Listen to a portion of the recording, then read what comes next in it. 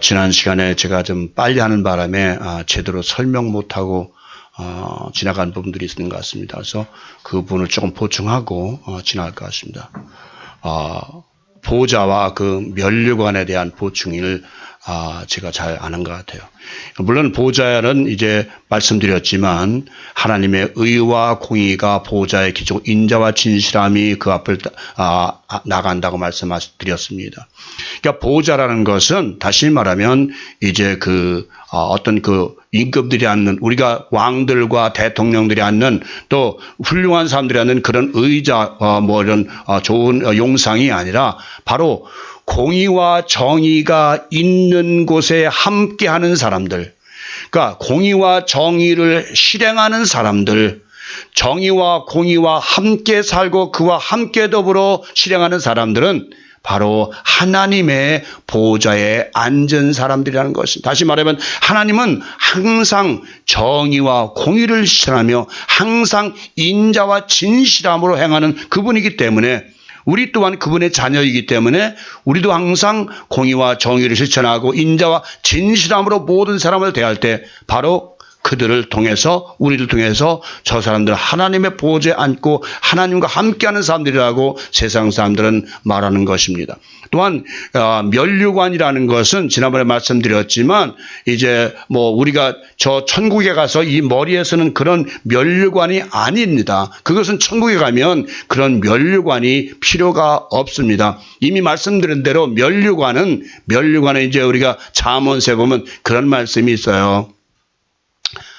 어진 여인은 지아비의 면류관이나 어리석은 여인은 지아비의 뼈를 썩은 같게 한다. 그 다음에 손자는 노인의 면류관이다라고 되어 있어요. 반대로 보면 어진 남편은 지어미의 면류관이다라고 할 수 있겠죠. 말하면 이 면류관이라는 것은 그냥 이런 머리에 쓰는 것이 아니라 쉽게 말하면 우리 자신들이 전도하고 양육해서 그들로 하여금 그들이 우리의 면류관이 되고 우리의 자랑이 되고 우리의 영원한 깃발이 되는 것을 우리는 면류관이라고 합니다. 쉽게 말하면 우리 장목사님 두 딸이 있는데 그 두 딸이 잘 자라서 훌륭한 사람이 되면 바로 그들은 장목사님의 면류관이 되는 거예요. 마찬가지로 전입사의 모든 사람들이, 또 전입사님이 아들을 잘 키워서 그 아들들이 훌륭한 사람이 되어서 모든 사람이 울어볼 만하면 바로 그것이 전입사님 내외의 면류관이 되는 것이. 그래서 우리가 옛날 그 시골에서 보면 막 말썽 부리는 사람들 아이들 보고 뭐라 그래. 야, 네 애비 누구냐? 그러니까 우리 아버지 김한무기 애입니다. 그러니까 그 애비야, 그 자식이구나 그래요. 그런 말이 있어요. 그만큼 바로 우리가 잘못하면 누구를 욕먹인다? 바로 우리 하나님 아버지, 우리를 창조하신, 우리를 구속하신 예수 그리스도를 욕먹이는, 그러나 우리가 하나님 뜻대로 살고 공의와 모든 것을 인자와 진실함으로 대할 때, 살 때에 그것이 바로 우리는 하나님의 면류관이 되는 것입니다, 여러분. 그래서 면류관이라는 의미를 많은 분들이 성경에서 그냥 자꾸 천국에 가면 면류관 받는데 면류관 받아라. 그 면류관이라는 것은 면류관 종류가 뭐 있습니까? 의의 면류관, 생명의 면류관, 자랑의 면류관, 약속의 면류관, 썩자는 면류관, 여러 가지 면류관 종류가 있습니다. 바로 이것은 한마디로 말하면 영생을 얘기하는 것이죠. 우리가 바로 이 땅에서 우리가 모든 사람들에게 하나님의 면류관이 되면 저 세상에 가서 하나님의 영생의 겹을 받은 영원한 존재로서 하나님의 면류관으로서 살아간다는 것을 여러분 꼭 기억하시기 바랍니다. 그 다음에 그 유리바다에 대해서 제가 설명하다 좀 말았는데요. 유리바다는 이제 보호자와 이제 그 백성들 중간에 있는 지난번에 솔로몬 그 성전의 그 유리바다를 인용해서 이제 기록한 것이라고 제가 말씀드렸어요. 또 장막 성전에서는 물두멍이죠. 물두멍을 얘기하는 건데 이것은 씻는 거예요. 닦는 거예요. 제사장들이나 모든 사람들이 성소에 들어가기 전에 여기서 반드시 씻고 들어가야 되는 것이거든요. 그래서 솔로몬 성전에 이렇게 보면 우리가 이제 큰 유리바다가 있는데 그게 뭐예요? 10과 30과 10, 그러니까 직경이 10이요, 뭐, 둘레가 30이요. 그러니까 이게 모든 것을 왜 굳이 성경에 그런, 숫자를 기록했느냐. 바로 그것은 바로 이 유리바다는 씻는 우리의 모든 죄를 씻는 예수님의 그 표상이기 때문에, 형상이기 때문에, 그 표상이기 때문에 10, 다시 말씀드렸죠. 율법의 수, 그 다음에 30은 사역의 수, 그 다음에 12는 12제자의 수라. 그래서 12제자를 통해서 이 교회, 다시 말해 하나님의 그 주님께서 예비하신, 주님께서 이룩하신, 주님께 십자가에 돌아가심으로 말미암아 세우신 교회를 이끌고 나갈 12사도를 의미한다고 제가 말씀을 드렸습니다. 그래서 우리가 이 성경을 통해서 보면 모든 것이 비유적인 말씀이지 이 말씀을 그대로 문자적으로 해석하면 우리는 전혀 해석할 수가 없다는 것을 아시고 다시 한번 보충 설명해 드렸습니다. 오늘은 네 생물에 대하여 말씀합니다. 이 말씀을 들은 대로 계시록에 기록된 그 말씀들은 상징적이며 비유적인 말씀입니다. 그럴 수밖에 없는 것은 사람의 입으로 천국에 대하여 하나님에 대하여 어떤 말로도 표현할 수 없기 때문입니다. 그래서 우리는 성경은 모든 것을 우리가 들을 수 있고 볼 수 있고 만질 수 있고 볼 수 있는 그런 실질적으로 사물을 통해서 생물을 피조물을 통해서 하나님의 영광과 천국의 모습을 지금 설명하고 있는 것입니다. 왜 하나님은 비유로 말씀하셨을까요? 그것은 하나님의 자녀들에게만 하나님의 비밀을 아는 권세를 주시기 위함인 것이에요. 다시 말하면 이 천국의 비밀은 아무에게나 주는 것이 아니라 하나님의 자녀들에게만 주기 위해서 이 비유로 말씀하신다고 성경은 기록하고 있습니다. 마태복음 13장 11절 13절 보니까 대답하여 이르시되 천국의 비밀을 아는 것이 너희에게는 허락되었으나 누구야? 12사도들에게는 허락되었으나 천국의 비밀을 아는 것이 허락되었으나 그들에게는 다른 사람에게는 아니 되었으니 무릇 있는 자는 받아 넉넉하게 되되 없는 자는 그 있는 것도 빼앗기라. 그러므로 내가 그들에게 비유로 말하는 것은 그들이 보아도 보지 못하고 들어도 듣지 못하며 깨닫지 못함이니라. 자, 하나님의 백성들에게는 이 성경의 모든 비유를 알게끔 열어주십니다. 성령께서 특별히 열어주세요. 그러나 이방 사람들, 하나님을 믿지 않는 사람 아무리 이걸 읽어봐도 이것이 무슨 말씀인지 깨달아 알 수가 없다는 것이다. 그래서 여러 하나님의 자녀들에게는 마지막 때, 지난번에 말씀드린 다니엘아 갈지어다, 마지막 때까지 봉함하고 마지막 때 많은 사람들이 왕래할 때 이 말씀의 계시가 열리라고 말씀하신 것처럼 오늘 이제 하나님께서 하나님의 자녀들에게 이 비밀, 하늘의 비밀의 말씀을 열어주시고 계신 것입니다. 이와 같이 천국의 비밀을 하나님의 자녀들에게는 알리시기를 원하시나 세상 사람들에게는 그 마음을 둔하게 하셔서 보아도 보지 못하고 들어도 깨닫지 못하게 하시는 것입니다. 오늘 본문에 등장하는 그 네 생물 역시 그 얼굴은 사자의 얼굴이요 송아지의 얼굴이요 사람의 얼굴이요 독수리의 얼굴을 가졌다고 은유적인 비유를 들어 말씀하고 계십니다. 얼굴을 가졌다는 것은 각자의 인격을 말하고 그 인격은 바로 그 각자의 사역을 의미하는 것입니다. 자, 얼굴이라는 것은 그 사람의 인격, 얼굴을 보고 저 사람 얼굴 인상이 좋으네. 얼굴이 바로 그 사람의 인격이에요. 여기 보면 네 생물이 각자 사자의 얼굴, 송아지의 얼굴, 사람의 얼굴, 독수리의 얼굴을 가졌다고 그래요. 그러면 이 생물을 문자 그대로 해석하면 정말이지 우스꽝스러운 말씀이 됩니다. 마치 어떤 만화를 보는 것 같은 착각이 들지를 않겠습니까?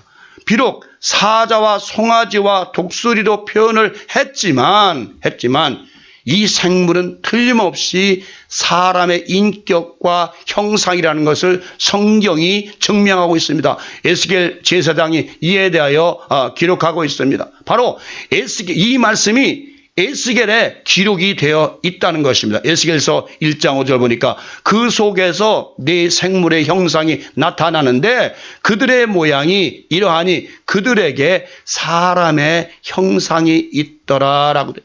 그다음에 에스겔서 1장 10절에 보니까 그 얼굴들의 모양은 넷의 아픈 사람의 얼굴이요, 넷의 오른쪽은 사자의 얼굴이요, 넷의 왼쪽은 소의 얼굴이요, 넷의 뒤는 독수리의 얼굴이니라고 되어 있습니다.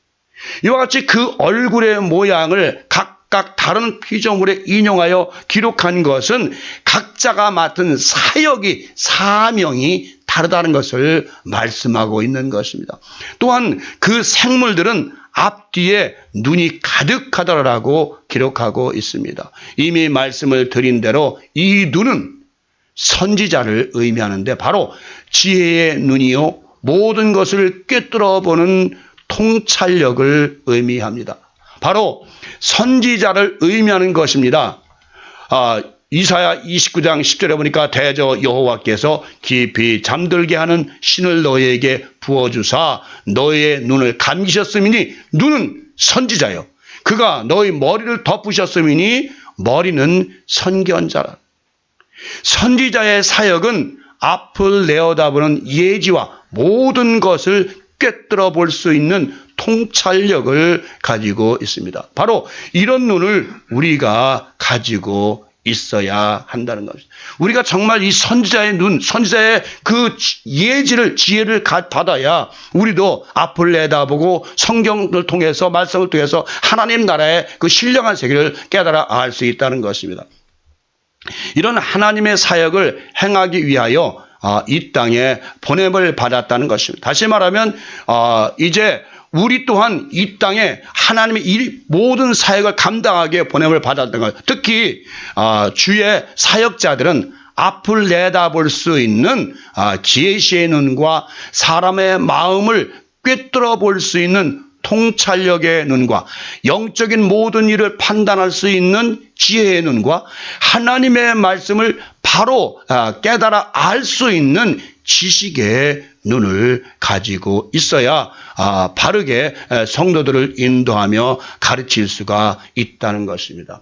항상 말씀드리지만 육신의 눈은 이 땅에 있는 동안 여러분에게 필요합니다. 분명히 필요합니다. 사물을 판단하고, 이 눈도 결국 여러분이 가진 눈도 사물을 판단하기 위해서 또 길을 가기 위해서 필요한 것입니다.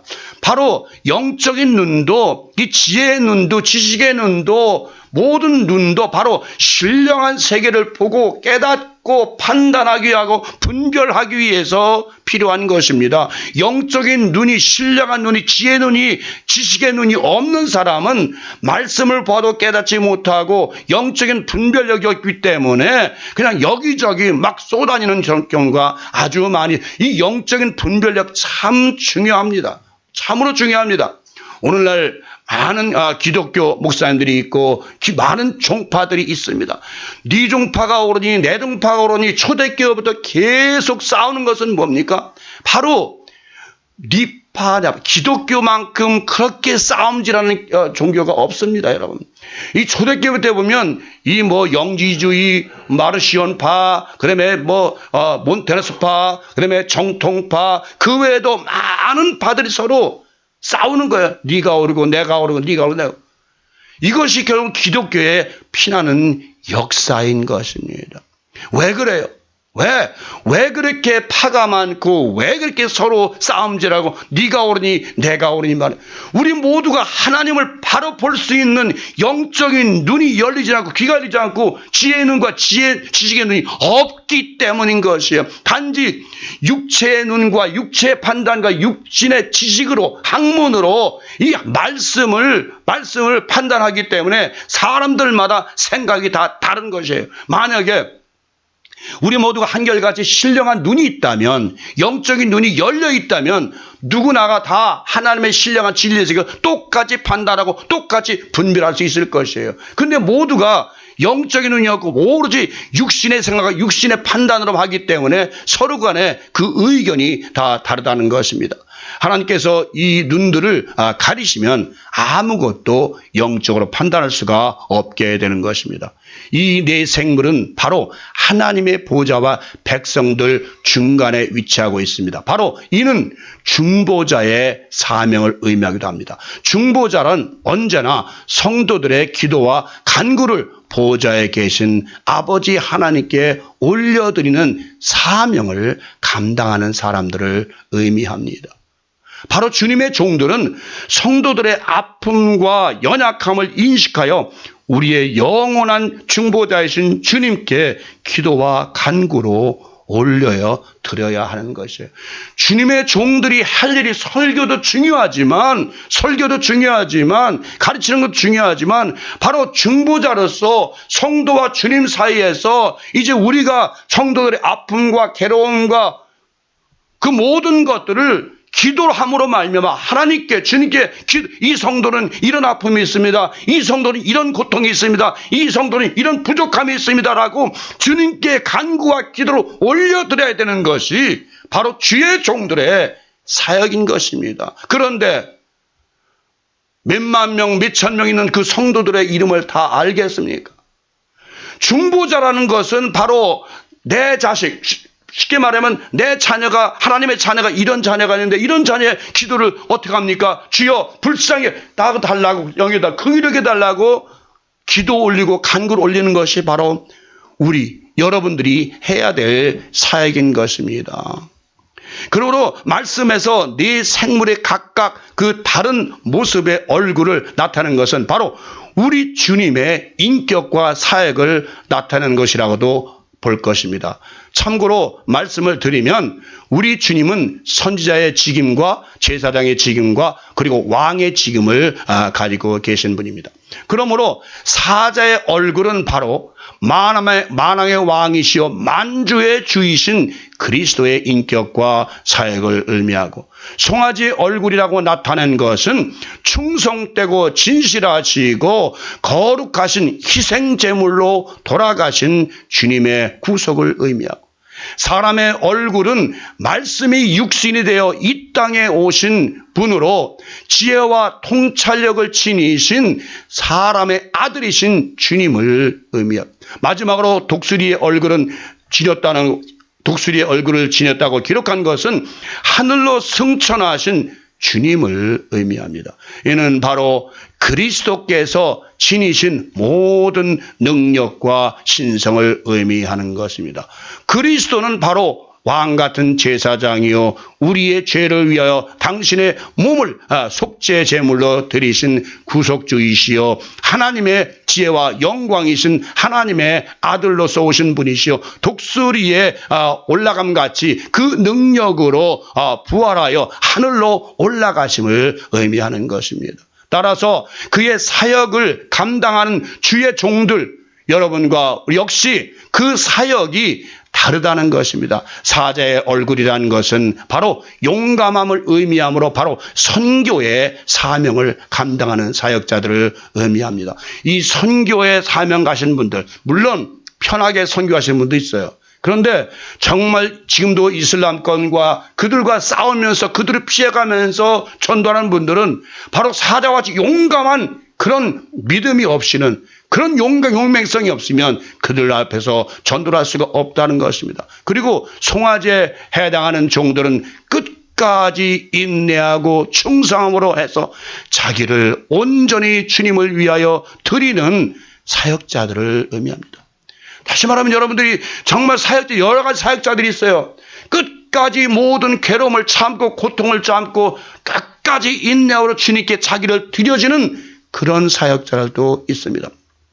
또한 사람의 얼굴이라는 것은 바로 하나님으로부터 특별히 지혜와 은사를 받은 사람으로서 지혜롭게 믿음 안에서 성도들을 가르치는 종들을 의미합니다. 다시 말하면 이건 가르치는 자예요. 그 다음에 독수리의 사명을 받은 사람들은 모든 일을 주저하지를 않고 신속히 빠르게 행하는 사람들을 의미합니다. 또한 우리가 이 말씀을 자세히 영적으로 살펴보면 성도들의 구원의 과정을 살펴볼 수가 있습니다. 우리들이 주님을 만나기 전에는 사나운 사자와 같은 자로서 짐승들과 같이 우리 자신만을 위하여 살던 매정하고 무지몽매하던 사람들이었습니다. 그러다가 주님을 만난 후 우리의 삶이 완전히 변화되어서 묵묵히 자기의 맡은 일을 열심히 하는 소와 같은 헌신하는 성도들로 변화됩니다. 그 다음에 그렇게 변화된 사람은 그리스도의 인격을 닮아감으로써 참 하나님의 형상과 모습을 닮은 하나님의 사람으로 변화가 되는 것입니다. 그런 후에는 우리는 모두 하나님의 자녀로서 땅에 속한 자들이 아니고 하늘나라에 속한 영원한 백성으로 그 기업을 받게 되었다는 것입니다. 다시 말하면 우리의 시민권이 땅에 속한 것이 아니라 하늘나라의 시민권을 지닌 신령한 사람이 된다는 것입니다. 빌립보 3장 20절 20절 보니까 그러나 우리의 시민권은 하늘에 있는지라 거기로부터 구원하는 자 곧 주 예수 그리스도를 기다리노니 그는 만물을 자기에게 복종케 하실 수 있는 자의 역사로 우리의 낮은 몸을 자기의 영광의 몸의 형체와 같이 변하게 하시리라. 우리의 낮은 몸은 육체의 몸입니다. 죄인의 몸입니다. 이 죄인의 몸, 육체의 몸을, 죄인의 몸을 영광의 부활체, 주님께서 부활하실 때 그 영광의 부활체를 성경에 기록하고 있죠. 시간과 공간을 초월한 그 부활체의 모습으로 주님의 영광의 몸과 같이 우리의 낮은 몸을 변케 하시라. 바로 우리의 시민권은 마지막에 우리가 이제 독수리같이 그런 용맹과 신속함과 모든 것을 확실하게 하나님의 일을 처리할 때에 하나님의 사역을 감당했을 때에 우리의 모든 시민권은 이 땅에 속한 것이 아니라 하늘에 속해서 늘 우리가 이제는 우리의 낮은 몸이, 우리의 죄인의 몸이 신령한 몸으로 변하게 된다는 것을 여러분은 아시기 바랍니다. 여러분이 우리가 항상 말씀드리지만 이런 분들이 많아요. 제가 여러 번 말씀드렸는데 우리가 이 땅을 떠날 때에 어떤 몸으로 가느냐. 또 부활체도 그렇죠. 어떤 몸으로 부활하느냐. 어떤 몸으로 부활할 수 있느냐라고 많이들 이야기합니다. 이 몸은, 우리의 몸은 이건 죄인의 몸이요, 썩어질 몸이요, 흙으로 돌아갈 육체입니다.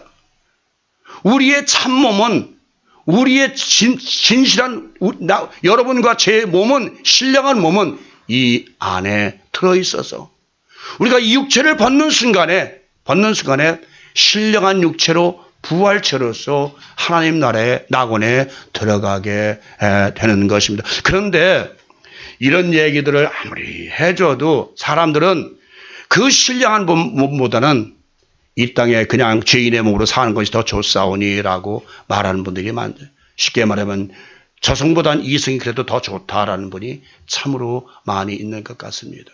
여러분, 이 신령한 몸을 가져보지 못하신 분은 그가 이해를 할 수가 없는 것이 어떤 미국 목사님이 돌아가셨다고요. 돌아가셨대요. 근데 돌아서 이제 병원으로 이제 그 많은 분이 조객들 올 거 아닙니까? 근데 친구가 왔어요. 친구가 왔는데 어깨를 탁탁 쳤단 말이에요. 이 돌아가신 분이. 야, 너 나 몰라? 나 몰라. 그러니까.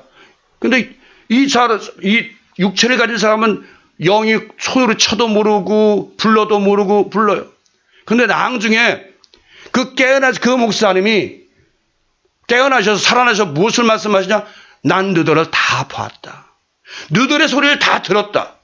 너희들의 이야기를 다 들었다는 것이에요. 여러분, 바로 몇 번 말씀드렸지만 우리가 죽는다 해서 우리의 영적인 사람이, 신령한 사람이 여러분의 얘기를 못 듣는다? 아니요, 듣습니다. 우리는 그 영혼의 얘기를, 그 신령한 사람 몸의 그 얘기를 들을 수 없지만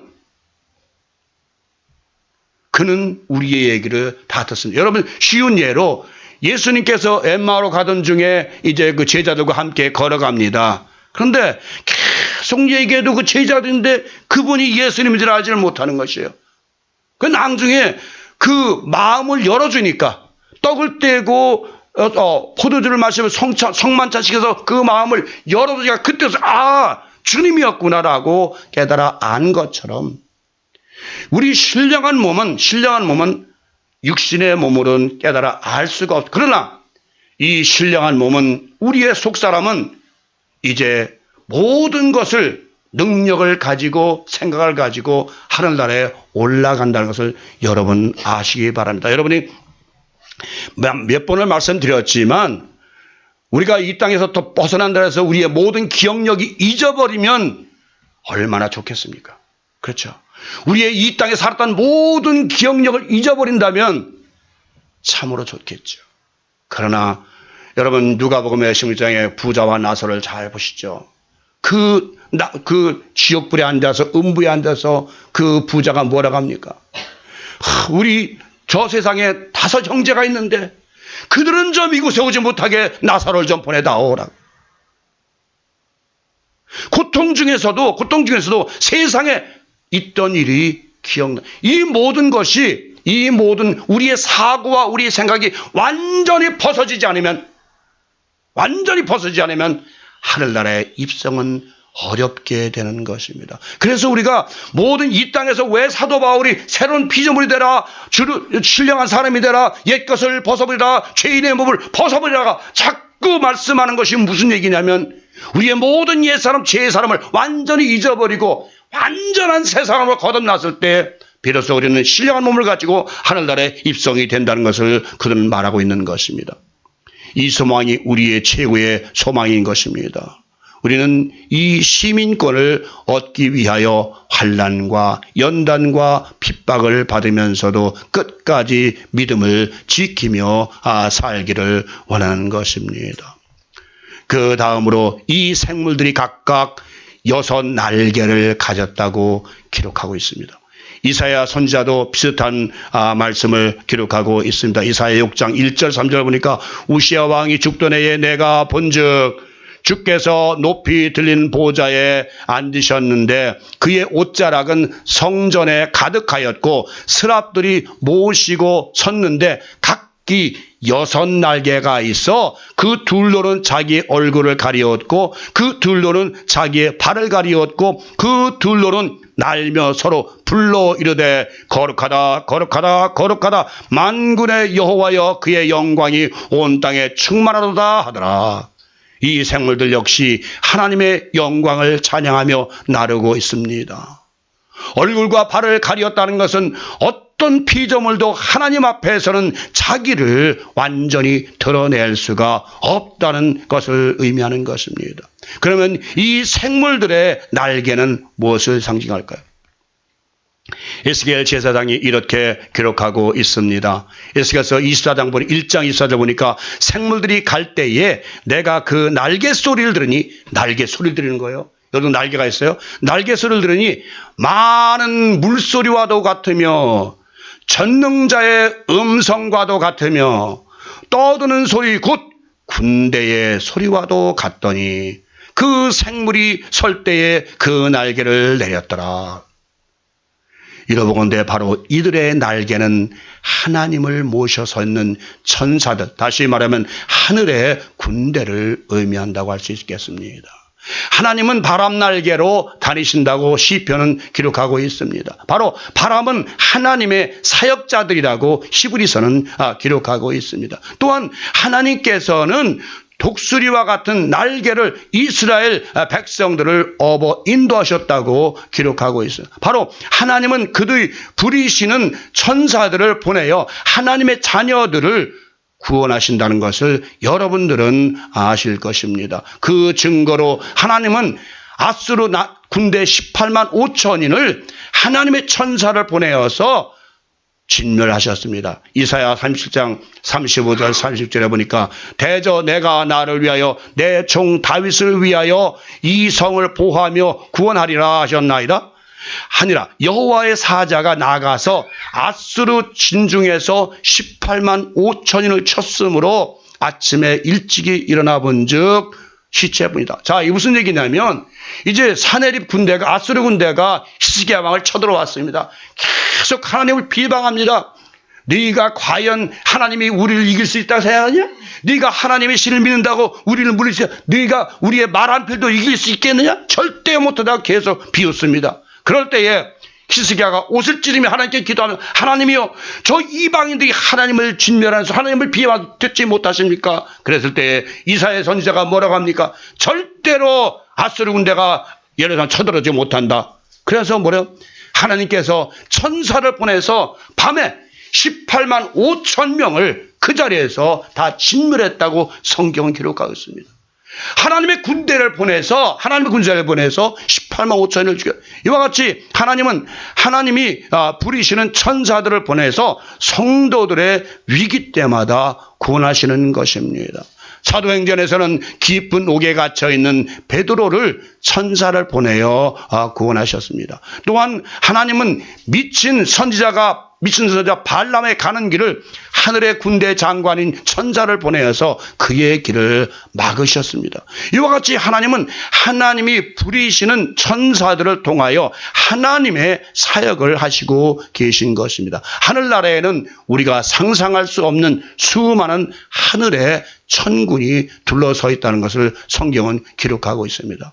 여러분, 하늘나라의 군대가 많은 분들이 있을까 없을까 많은, 여러분 엘리사도 그러죠. 엘리사 사마리아 군대가 쳐들어왔을 때, 그 아람 군대가 쳐들어왔을 때 저 아람 군대가 더 많은 천군들이 지키고 있다라고 해서 게하시의 눈을 열어서 천군을 보여주죠. 또한 여러분 실화입니다. 저 토인 국가 가서 어떤 선교사님이 이제 전도를 하는데 그 토인 추장이 그 선교사를 죽이기로 작정합니다. 오늘 밤에 그 집을 불사서 죽여라 라고 말합니다. 그러니까 이 선교사 부부는 열심히 하나님께 기도합니다. 하나님, 저들을 용서해 주옵소서. 우리는 불타 죽지만 저들에게 구원을 주옵소서. 계속해서 기도합니다. 그런데 아침에 일어나 보니까 아무 일이 없습니다. 그래서 며칠 후에 이 선교사가 추장을 만나서 왜 우리를 죽인다니 안 죽였습니까? 그랬더니 우리가 그곳에 죽이러 갔더니 그 집에 수많은 갑옷을 입은 군대들이 쭉 둘러 지키고 있더라. 무서워서 우리가 도망왔다라고 고백하다는 것을 선교사님 직접 말한 걸 제가 들었습니다. 여러분, 실질적으로 이것은 옛날에 최근에 선교사께서 그 토인 국가에 가서 선교할 때에 벌어진 실화입니다.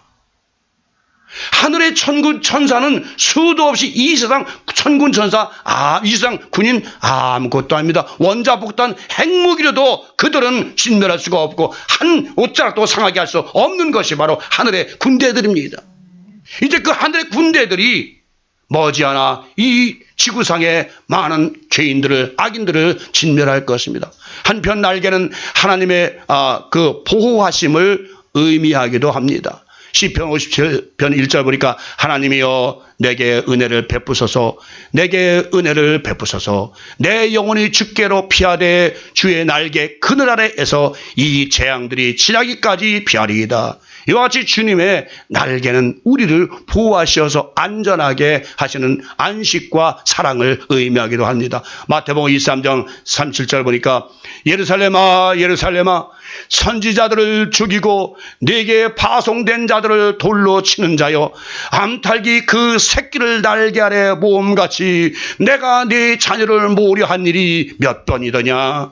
그러나 너희가 원하지 아니하였도다라고 우시면서 예루살렘을 향하여 눈물을 흘리면서 주님의 기도 말씀하시는 단식이십니다.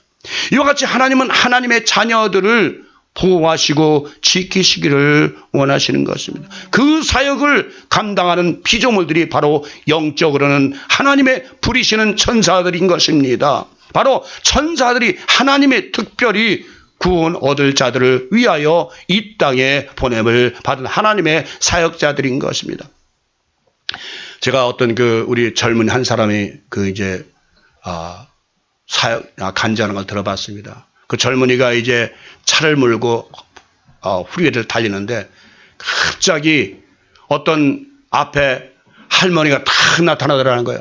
자기도 우리가 급정거해가지고 탁 내렸다는 거예요. 내리고 보니까 낭주해 보니까 그 할머니가 이 할머니가 아니라 그 차가 서는 순간에 3중 4중 추로 차 사고가 나서 자기는 겨우 모면했다는 그런 간증을 하는 걸 봤습니다. 하나님께서 그를 사랑하시기 때문에 그의 사고를 막으신 것이에요. 이렇게 하나님께서는 오늘도 여러분이 기적이 없는 것 같죠? 아닙니다. 이 세상 많은 사람들에게, 많은 하나님의 자녀들에게는 하나님께 특별히 역사하시고 그들을 보호하시고 인도하신다는 것을 기억하시기 바랍니다. 마찬가지로 이 세상에 하나님의 사역을 위하여 보냄을 받은 사람들 역시 하나님의 자녀들을 위하여 하나님이 맡기신 사명을 감당해야 하는 것입니다. 하늘에서는 하나님의 천사들이, 땅에서는 택함을 받은 하나님의 종들이 하나님의 맡기신 사역을 감당해야 하는 것입니다. 하나님의 군대들이 하늘나라에서 감당하는 사역 역시 하나님 앞에 엎드려 찬양과 영광과 존귀를 돌려드리는 사역인 것입니다. 다시 말하면 하나님을 향한 찬양인 것입니다. 오늘 본문에서는 그들이 밤낮 쉬지를 않고 하나님을 찬양한다고 기록하고 있습니다. 여러분, 우리가 예배드리 30분 찬양했습니다만 바로 이 하늘의 천군 천사들은 어떤 삶을 하는데 어떤 사역을 하냐? 항상 밤낮 쉬지 않고 거룩하다 하나님을 찬양하는 사역을 한다고 성경은 기록하고 있습니다. 시편 148편 7편 7절 13절 보니까 잘 들어보시죠. 너희 용들과 바다여 땅에서 여호와를 찬양하라. 바다의 용들아 하나님을 찬양하라는 것이죠. 불과 우박과 눈과 안개와 그의 말씀을 따르는 광풍이며 산들과 모든 작은 산들과 과수와 모든 백향목이며 짐승과 모든 가축과 기는 것과 나는 새며 세상의 왕들과 모든 백성들과 고관들과 땅의 재판가들과 총각과 처녀와 노인과 아이들아 여호와의 이름을 찬양할지어다. 그의 이름이 홀로 높으시며 그의 영광이 땅과 하늘 위에 뛰어나심이로다. 여러분, 이 모든 열관 피조물들은 오직 하나님의 존귀하시고 거룩하신 이름을 찬양하기 위하여 지음을 받았다는 것입니다. 여러분, 찬양만큼 좋은 것이 없죠. 여러분, 이 세상에서도 나라를 위한 노래가 뭐 있습니까? 애국가가 있어요. 애국가. 그죠? 애국가는 그 나라를 대표하는 노래예요. 또 학교에는 교가가 있어요. 그죠? 또 옛날에는 저 충청남도 도민가가 있었어요. 도민 300만 원 도민가가 있었습니다. 또 각 시에 요즘에는 시의 노래도 있다고 그래요. 우리 미국에 있는 노래지만 한국에 옛날에 있었습니다. 이렇게 각 그 사역을 대표하는 것이 바로 노래요, 찬양입니다. 바로 우리도 하나님의 사역을 할 수 있는 가장 첫 번째 사역이 뭐다? 찬양인 것이에요. 찬양. 우리들은 앉든지 서든지 걸어갈 때든지 쉴 때든지 언제나 우리의 입술과 혀로 하나님의 거룩하시고 존귀하신 이름을 찬양해야 할 것입니다. 우리가 하나님께 무엇으로 감사하겠습니까? 언제나 찬미와 시로 그분의 행적을 찬양하며 노래하는 것뿐인 것입니다. 그것밖에는 우리가 하나님께 드릴 것이 없는 것입니다. 그렇잖아요. 우리가 하나님께 드릴 게 지금 뭐가 있습니까? 돈, 몸, 마음? 아니요. 하나님께서 이 땅에 피조물을 창조하신 것은 보이는 피조물을 안 보이는 세계로부터 이 땅에 보이는 피조물을 창조하신 것은 그 피조물로부터 찬양을 받으시기 위해서 이 땅에 창조하신 것입니다. 사랑하는 여러분, 찬양하는 데 인색하지 마십시오.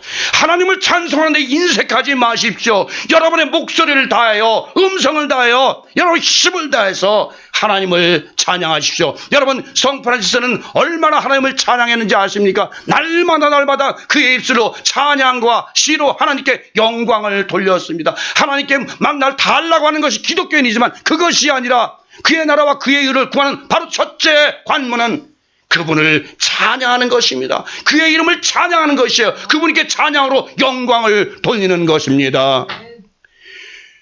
찬양하라 내 영혼아, 찬양하라 내 영혼아, 내 속에 있는 것들아 다 좀 크게 합시다. 다시 한번 시작. 찬양하라 내 영혼아, 찬양하라 내 영혼아, 내 속에 있는 것들아 다 찬양하라. 여러분 밖에 나가면 어떤 찬양이 나옵니까? 아름다운 하나님의 창조를 보면서 무슨 찬양이 나옵니까? 참 아름다워라 주님의 세계는, 이런 찬양이 여러분 입술에서 흘러나와야 되지 않겠습니까? 어느 것을 볼 때마다, 무엇을 볼 때마다, 하나님의 창조하신 뭘 볼 때마다 달들아 해들아 하나님께 찬양하라. 하나님께 찬양을 올리는 것이 여러분의 해야 될 일인 것입니다. 아침에 일어나도 무엇 찬양합니까? 아침에 일어나도 아이고 오늘 어디 뭘 먹지? 오늘 뭐 하지? 그것이 문제가 아니라 먼저 하나님의 사랑과 하나님의 은혜와 하나님의 능력과 하나님의 영광을 먼저 찬양으로 영광 돌리면서 그 다음에 일을 시작해야 될 줄 믿습니다. 우리의 시작은 찬양으로 시작되어야 됩니다. 우리의 시작은 기도로 시작되어야 됩니다. 여러분, 찬양과 기도가 없이 하나님을 어떻게 믿는다고 하겠습니까? 이제 내일부터는 반드시 아침에 일어나면 먼저 찬양으로 하나님께 영광을 돌리십시오. 여러분, 지난밤에 제가 가르쳤죠? 66장 뭐라 그랬죠?